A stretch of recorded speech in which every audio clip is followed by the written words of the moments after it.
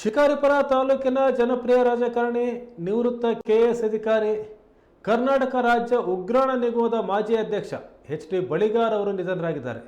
ಗುರುವಾರ ರಾತ್ರಿ ಹೃದಯಾಘಾತದಿಂದ ಅವರು ಕೊನೆಯುಸಿರೆಳೆದಿದ್ದಾರೆ. ಮಾಜಿ ಮುಖ್ಯಮಂತ್ರಿ ದಿವಂಗತ ಬಂಗಾರಪ್ಪನವರ ಶಿಷ್ಯರಾಗಿದ್ದ ಬಳಿಗಾರ್ ಅವರು ಎಲ್ಲ ಪಕ್ಷದವರ ಜೊತೆ ಸ್ನೇಹಜೀವಿಯಾಗಿ ಗುರುತಿಸಿಕೊಂಡಿದ್ದರು. ಇವರು JDS ಪಕ್ಷದಲ್ಲಿದ್ದರು. ನಂತರ JDS ಪಕ್ಷದಲ್ಲಿದ್ದಾಗ ಮಾಜಿ ಮುಖ್ಯಮಂತ್ರಿ BS ಯಡಿಯೂರಪ್ಪ ಅವರ ವಿರುದ್ಧ ಶಿಕಾರಿಪುರ ವಿಧಾನಸಭಾ ಕ್ಷೇತ್ರದಲ್ಲಿ 2 ಬಾರಿ ಸ್ಪರ್ಧೆ ಮಾಡಿದರು. ನಂತರ ಬದಲಾದ ಕಾಲಘಟ್ಟದಲ್ಲಿ ಅವರು BJPಗೆ ಸೇರ್ಪಡೆಯಾಗಿದ್ದರು. ಇವರ ನಿಧನದ ಹಿನ್ನೆಲೆಯಲ್ಲಿ ಸಂಸದ BY ರಾಘವೇಂದ್ರ, ಶಾಸಕ BY ವಿಜೇಂದ್ರ, ಮಾಜಿ ಮುಖ್ಯಮಂತ್ರಿ BS ಯಡಿಯೂರಪ್ಪ, ಜಿಲ್ಲಾ ಉಸ್ತುವಾರಿ ಸಚಿವ ಮಧು ಬಂಗಾರಪ್ಪ ಸೇರಿದಂತೆ ಕಾಂಗ್ರೆಸ್ ನಾಯಕರಾದಂಥ M. ಶ್ರೀಕಾಂತ್, ಹಲವು ನಾಯಕರು ಸಂತಾಪವನ್ನು ಸೂಚಿಸಿದ್ದಾರೆ.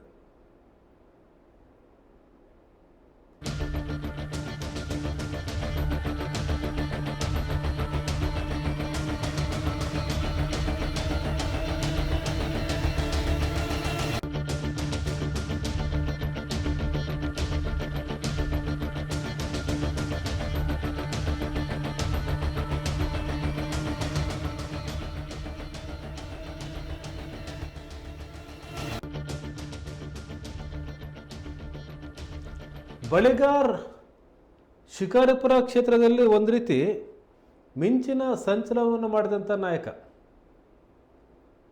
KS ಅಧಿಕಾರಿಯಾಗಿದ್ದರು. ರಾಜಕಾರಣಕ್ಕೆ ಬರಬೇಕು ಅನ್ನೋ ಕಾರಣಕ್ಕಾಗಿಯೇ ಅವರು ಹುದ್ದೆಗೆ ರಾಜೀನಾಮೆ ಕೊಟ್ಟು ಸ್ವಯಂ ನಿವೃತ್ತಿಯನ್ನು ತೆಗೆದುಕೊಂಡರು.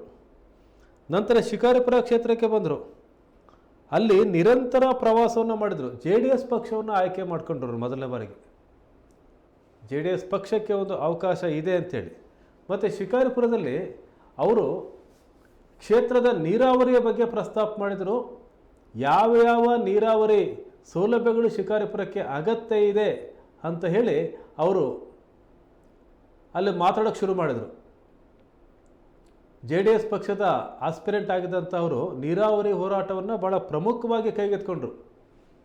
ಇಡೀ ಶಿಕಾರಿಪುರ ಕ್ಷೇತ್ರದಲ್ಲಿ ಎಲ್ಲ ಕಡೆ ಪ್ರವಾಸ ಮಾಡಿ ಎಲ್ಲೆಲ್ಲಿ ಯಾವ ಯೋಜನೆ ಅಗತ್ಯ ಇದೆ, ಎಲ್ಲಿಂದ ನೀರು ತರ್ಬೋದು ಅನ್ನುವಂಥ ಒಂದು ನೀಲನಕ್ಷೆಯನ್ನು ರೂಪಿಸ್ಕೊಂಡ್ರು. ಹಾಗಾಗಿ ಶಿಕಾರಿಪುರ ಕ್ಷೇತ್ರಕ್ಕೆ ಇಂತಹ ಯೋಜನೆಗಳು ಜಾರಿಯಾಗಬೇಕು ಅಂತೇಳಿ ಹೋರಾಟವನ್ನು ಶುರು ಮಾಡಿದರು.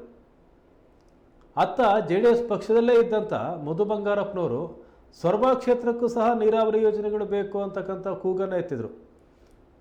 ಕೊನೆಗೆ ಶಿಕಾರಿಪುರ ಕ್ಷೇತ್ರ, ಸೊರಬ ಕ್ಷೇತ್ರ ಮತ್ತು ಶಿವಮೊಗ್ಗ ಗ್ರಾಮಾಂತರ ಕ್ಷೇತ್ರದ ಭಾಗಕ್ಕೆ ಯಾವ ನೀರಾವರಿ ಯೋಜನೆಗಳು ಬೇಕು, ಏನಾಗಬೇಕು ಅಂಥೇಳಿ JDS ಪಕ್ಷ ಒಂದು ಹೋರಾಟವನ್ನು ರೂಪಿಸ್ತು, ಪಾದಯಾತ್ರೆಯನ್ನು ರೂಪಿಸ್ತು. ಮಧು ಬಂಗಾರಪ್ಪ ಅವರು ಪಾದಯಾತ್ರೆಯನ್ನು ಮಾಡಿದರು. ಶಿಕಾರಿಪುರಕ್ಕೂ ಸಹ ಪಾದಯಾತ್ರೆ ಬಂತು. ಇದು ಎಲ್ಲಿವರೆಗೂ ಹೋಯಿತು ಅಂತಂದರೆ, ಆಗ ಮುಖ್ಯಮಂತ್ರಿ ಆಗಿದ್ದಂಥ ಕುಮಾರಸ್ವಾಮಿ ಅವರು ಬಜೆಟ್ನಲ್ಲೇ ಘೋಷಣೆ ಮಾಡಿದರು ಮತ್ತು ಈ ಯೋಜನೆಗಳಿಗೆ ಅನುದಾನವನ್ನು ಸಹ ನಿಗದಿ ಮಾಡಿದರು.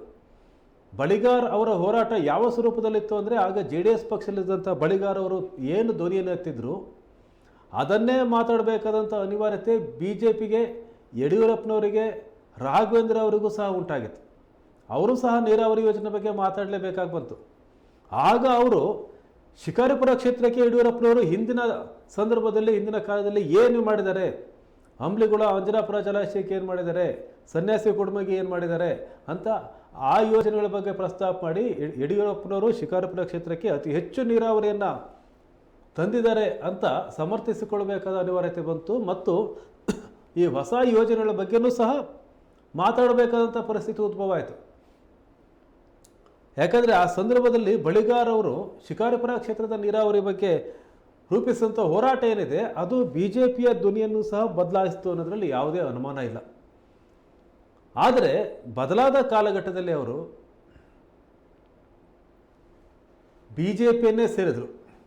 ಅಂದರೆ ಅಲ್ಲಿ BJP ಇನ್ನು JDS ಪಕ್ಷದಲ್ಲಿದ್ದು ಶಿಕಾರಿಪುರದಲ್ಲಿ ರಾಜಕಾರಣ ಮಾಡಲಿಕ್ಕೆ ಸಾಧ್ಯ ಆಗೋದಿಲ್ಲ ಅಂತ ಅವರಿಗೆ ಅನ್ನಿಸ್ತೇನೋ, ಕೊನೆಗೆ ಅವರು BJPಯನ್ನೇ ಸೇರಿದರು.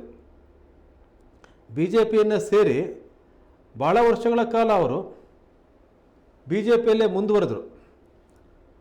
ಆದರೆ JDS ಅಲ್ಲಿ ಇದ್ದಷ್ಟು ದಿನ ವಿಪರ್ಯಾಸ ನೋಡಿ ಜೆ ಡಿ ಎಸ್ ಅಲ್ಲಿ ಅವರು ಇದ್ದಷ್ಟು ದಿನ, ಜೆ ಡಿ ಎಸ್ ಅಲ್ಲಿ ಹೋರಾಟ ಮಾಡಿದಷ್ಟು ದಿನ, ಜೆ ಡಿ ಎಸ್ ಸರ್ಕಾರವೇ ಕರ್ನಾಟಕದಲ್ಲಿ ಬಂದರೂ ಸಹ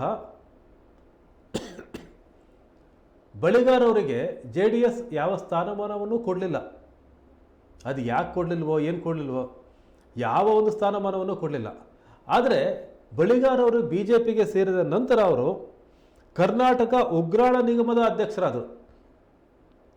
ಒಂದು ನಿಗಮದ ಅಧ್ಯಕ್ಷ ಸ್ಥಾನ ಅವರಿಗೆ ಸಿಕ್ತು ಬಳಿಗಾರ್ ಅವರಿಗೆ. ಮತ್ತು ಅವರು ಶಿವಮೊಗ್ಗ ಜಿಲ್ಲಾ ವಾಲ್ಮೀಕಿ ನಾಯಕರ ಸಂಘದ ಅಧ್ಯಕ್ಷರು ಸಹ ಆಗಿದ್ದರು. ಕೊನೆಗೆ ಜೆ ಡಿ ಎಸ್ ಅನ್ನು ತೊರೆದು ಬಿ ಜೆ ಪಿಯನ್ನು ಸೇರಿ ಅವರು ತಮ್ಮ ಬಹುತೇಕ ಚುನಾವಣಾ ರಾಜಕಾರಣವನ್ನು ಅಲ್ಲಿಗೆ ಮುಗಿಸಿದರು ಅಂತ ಕಾಣುತ್ತೆ. ಕರ್ನಾಟಕ ಉಗ್ರಾಣ ನಿಗಮದ ಅಧ್ಯಕ್ಷರಾಗಿ ನೇಮಕ ಆದರು.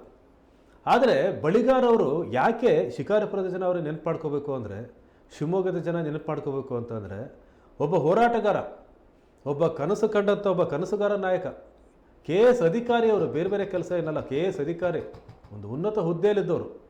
ಆ ಹುದ್ದೆಯನ್ನು ಬಿಟ್ಟು ಜನಸೇವೆಗೆ ಬಂದರು ಮತ್ತು ಜನರಿಗಾಗಿ ಏನು ಬೇಕು ಅಂತ ಹೇಳಿ ತಮ್ಮ ಕೂಗನ್ನು ಅವರು ಹಾಕೋದನ್ನು ಮರಿಲಿಲ್ಲ. ಶಿಕಾರಿಪುರಕ್ಕೆ ಎಷ್ಟೋ ಆಗಿರ್ಬೋದು ನೀರಾವರಿ, ಆದರೆ ಇನ್ನೂ ನೀರಾವರಿ ಆಗಬೇಕಾದ ಜಾಗ ಇದೆ, ಇನ್ನೂ ಶಿಕಾರಿಪುರದಲ್ಲಿ ಆಗಬೇಕಾದ ಕೆಲಸಗಳು ನೂರಾರಿದೆ, ಸಾವಿರಾರಿದೆ. ಆ ಕೆಲಸಗಳನ್ನು ಮಾಡಬೇಕು. ಆಗ ಅವರು ಬಿ ಜೆ ಪಿ ವಿರೋಧ ಪಕ್ಷದಲ್ಲಿದ್ದರು, ಜೆ ಡಿ ಎಸ್ ಅಲ್ಲಿದ್ದರು. ಆಗ ಯಡಿಯೂರಪ್ಪನವರ ವಿರುದ್ಧ, ರಾಘವೇಂದ್ರ ಅವರ ವಿರುದ್ಧ ಹಲವು ದನಿಗಳನ್ನು ಮೇಲೆತ್ತಿದ್ರು, ಹೋರಾಟವನ್ನು ಮಾಡಿದರು. ಈ ಮೂಲಕ ಒಂದು ರೀತಿ ಅವೇರ್ನೆಸ್ ಕ್ರಿಯೇಟ್ ಆಯಿತು ಶಿಕಾರಿಪುರ ಕ್ಷೇತ್ರದ ಜನತೆಗೆ, ಇನ್ನೂ ಆಗಬೇಕಾದ ಕೆಲಸಗಳಿದ್ದಾವೆ ಅಂತೇಳಿ. ಹಾಗಾಗಿ ಶಿಕಾರಿಪುರದ ಜನ ಬಳಿಗಾರ್ ಅವರಿಗೆ ಒಂದು ಮಟ್ಟಿಗೆ ಋಣಿ ಆಗಿರಬೇಕು. ಅಂಥ ಒಂದು ಹೋರಾಟವನ್ನು, ಅಂಥ ಒಂದು ಮಾತನ್ನು ಅವರು ಎತ್ತಿದ್ರಲ್ಲಿ, ಅಂಥ ಹೋರಾಟವನ್ನು ರೂಪಿಸಿದ್ರು. ನಂತರ ಅವರು ಬಿ ಜೆ ಪಿ ಬಂದರು. ಆಮೇಲೆ ಬಿ ಜೆ ಪಿಯು ಸಹ ನೀರಾವರಿ ಮಾಡ್ತೀವಿ ಅಂತ ಹೇಳ್ತು, ರಾಘವೇಂದ್ರ ಅವರು ಹೇಳಿದರು, ಅದೆಲ್ಲ ಬೇರೆ ವಿಷಯ. ಆದರೆ ಆ ಧ್ವನಿಯನ್ನು ಎತ್ತಿದ್ರಲ್ಲ ಬಳಿಗಾರ್ ಅವರು, ಹಾಗಾಗಿ ಶಿಕಾರಿಪುರದ ಜನ ಅವರನ್ನು ಯಾವತ್ತೂ ನೆನಪಿಟ್ಕೊಳ್ಳೇಬೇಕು.